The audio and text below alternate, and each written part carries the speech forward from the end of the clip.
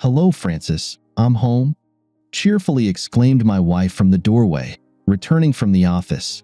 We both work at this same university, she in the property management department and I in the physics department. "I'm in the kitchen," I replied without much enthusiasm. "What are you doing home, Zoe?" Her question hung in the air, and her voice faltered when she saw my suitcases next to the internal door leading to our attached garage. Her head slowly turned towards me, and she looked at me puzzled. "What's going on?" came the question. "Are you going somewhere?" "Seems like a lot of luggage for a last-minute conference," she tried to joke. Oddly enough, I shrugged. In all the time I've been teaching quantum mechanics lectures, it seems like the first time I'm actually bringing my work home. "Oh, really?" I theatrically waved my hand. "I've been grading student papers, conducting classes via Zoom, but real, darn it, quantum theory? No, this is a first for me." She clearly looked unpleasantly surprised by the degree of venom in my words and their inherently rude nature. Listen, I don't understand what you mean and why you're using such expressions. What does quantum mechanics have to do with this, with anything?" I widened my eyes and stared at her in feigned horror. "What does it have to do with anything?" I repeated. "Absolutely everything. Quantum mechanics literally explains how everything works, from your mobile phone to your own body and everything in this world in general. Remember how I explained Schrödinger's cat paradox to you?" My abrupt change of topic caught her off guard. She hesitated for a moment, trying to recall what I had once explained to her, and then responded. Yes. Something about a cat inside a box, right? Since you can't interact with the cat, you have to make assumptions about whether it's alive or dead. Thus, from a physics perspective, you're saying it's both, to some degree, until you open the box and find out. Very good, I praised her. We call this strange state superposition. And what about quantum entanglement? She pursed her lips and shook her head. I remember you mentioning it when I asked about quantum computers, but I forgot what it was about. And honestly, it didn't make sense to me. Listen, why are we talking about this now? What does all of this have to do with your luggage? I leaned back in my chair, gesturing invitingly to the one on the opposite side of the table. She approached and sat down across from me.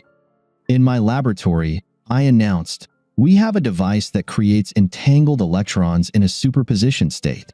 Both electrons can be in either of two states, or even both simultaneously, but as soon as we start testing one of them to determine its state, the other instantly loses its superposition. Somehow, measuring the state A affects the state B. Even now, this explanation amused me, and I couldn't help but smile. Einstein called it spooky action at a distance.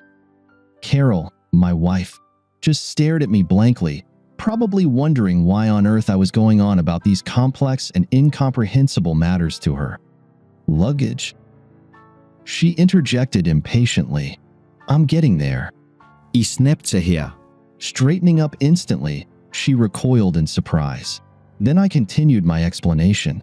When we got married, our lives became intertwined. Your state affected mine, and vice versa, right? I saw the color draining from her cheeks. Why, yes, but... She mumbled. Let me finish my explanation in my own way, please. I interrupted her.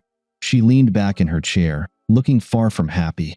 Meanwhile, I calmly continued, so, if we were to consider my marital status in purely quantum mechanical terms, then I am like an entangled particle in a superposition state, and, to a significant extent, depending on your actions, my situation will instantly transition into one of two states.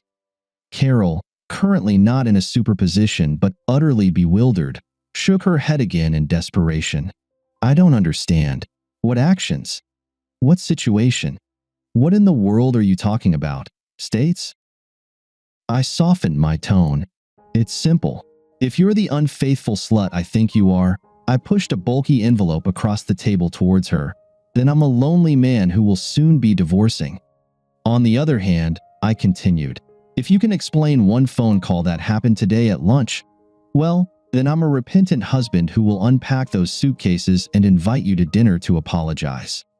I narrowed my eyes and fixed a piercing gaze on her across the kitchen table. Carol first stared at the envelope as if it were a venomous snake poised within striking distance, but then she finally shifted her gaze to me. Tomorrow you're leaving for your annual conference. On Valentine's Day, it will be our first separation in 6 years of living together and 4 years of officially being husband and wife, I continued. I saw her swallow nervously, and her eyes darted away for a moment. I called the conference hotel to arrange for a bouquet of roses to be delivered to your room. You know, a lovely romantic gift for my loving wife. Carol shifted awkwardly, turning slightly as if sitting straight was uncomfortable for her. Except the lady at the front desk innocently assumed I was the man with whom you shared your room, and then she complimented me, saying that flowers are a wonderful gesture and that she'll personally ensure the bouquet is delivered to your room as a surprise while both of you are in the conference hall. Carol, stuttering, tried to mumble something that was supposed to sound like a plausible explanation. I raised my hand, interrupting her babbling, and semi-questioningly stated, "Obviously, you and Craig settled in room 238. As usual, right?" She sat silently, staring at her hands and nervously twisting the ring on her finger, clearly not wanting to start the conversation first. "Well, what about Craig?" I had to prompt her. Carol's voice was steady as she replied, "We studied together at university. We went on a few dates, slept together a couple of times. But there wasn't any real spark between us, just casual sex." "How long ago?" I asked curtly. She sighed heavily. "At the conference 4 years ago. I was surprised to see him there.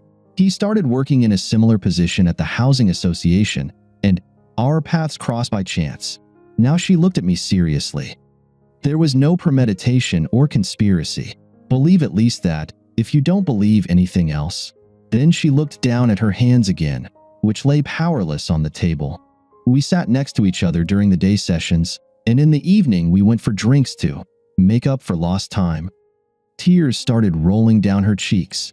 "We had a few drinks and started flirting, and then I went back to his room for coffee, and at this point, she raised her tear-moistened eyes and, at least, she had the courage to meet my gaze. And I stayed the night." Carol sniffled and wiped her eyes. I, still leaning back in my chair with my arms crossed over my chest, didn't add anything to her confession. "I got married recently," she said, "and he was engaged. We both felt guilty, but we decided that if you never found out, no one would get hurt." At that moment, I intervened. "There was a chance that if you had confessed to me back then, I might have forgiven you. I'm not sure about that, but there was a chance. But this year? On damn Valentine's Day?" She looked miserable and bit her lip, nodding. The next year we had separate rooms, but the excitement of this secret, just once a year, the meeting was too strong to resist, and we slept together again. Last year I booked a standard room. They always have double occupancy, and he paid the extra charge for accommodation with his card. This year was supposed to be the last. Craig's wife just told him she's pregnant, and we talked about starting a family. So, her quiet voice trailed off, and Carol's eyes filled with tears again. She looked at me, seemingly hoping that somehow what she said would soften her betrayal. I was about to put her in her place when suddenly her phone rang. She reached into her bag to silence the call, but as she fumbled for the chirping gadget, she saw who was trying to reach her. Carol's eyes widened in surprise. "This is Craig," she sniffed. "But he knows he's not supposed to call me when I'm at home. What we did, it was only at the conference, and we never laughed at you or his wife. It was just meaningless sex. We never called each other," she repeated with frustrated bewilderment. "Maybe he's trying to warn you that I already know about you too," I speculated. "But how could he know that?" She asked, but then stumbled. Her breath caught as realization hit her mind. You told his wife?" She whispered in horror, managing to press the cancel button before that. I nodded affirmatively. "Yeah, Jenna and I had a pretty long conversation earlier today. Obviously, starting a family was supposed to mean the end of his little side adventures. It seems my information was the final straw for her. In fact, when we talked, she mentioned ending the relationship.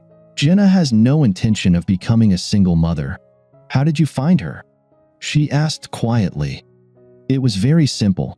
I told the administrator that I planned to order champagne for my table, considering it's Valentine's Day, but I wasn't sure which card to use for the payment. They gave me a choice, either your corporate card or one under a Mr. Datton's name. I told them I'd decide later and hung up. Searching by surname in the online delegate list took just a few moments. Then, after checking his social media profile, I found Craig Datton with Jenna as his significant other. As soon as I saw that he attended the same university at the same time as you, I was sure I hit the bullseye. I immediately messaged Jenna. She called me back, and we shared our woes. Carol's phone rang again. She looked at me questioningly. "Go ahead," I encouraged her with a smile. "Answer it." She pressed accept and, giving me a quick glance, activated the loudspeaker. "What do you want, Craig?" she asked with a colorless, almost tired voice. "You know we don't do this." "Kaz, this is urgent," his voice came through the receiver, while Carol grimaced upon hearing the nickname she hated. His speaker-enhanced spy whisper echoed through our kitchen. "Listen, Jenna knows about our arrangement. She even mentioned your husband by name. But, damn, I don't understand how she could find out." Carol furrowed her brows in distress, silently urging me to come to her aid. But this was her own crappy problem that she needed to deal with on her own.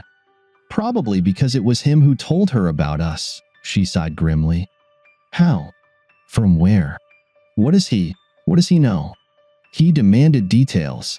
Can we come up with an explanation they'll buy?" "I highly doubt it," my wife snorted, "considering I just told him everything." As she said this, Carol watched as I started composing a message on my phone. "Actually," she continued quite insightfully, "I'm almost certain he's now messaging Jenna with the latest news." "What?" This time, abandoning caution and the conspiratorial tone, he yelled into the receiver. "You confessed to him?" She just shrugged, although her lover couldn't see her.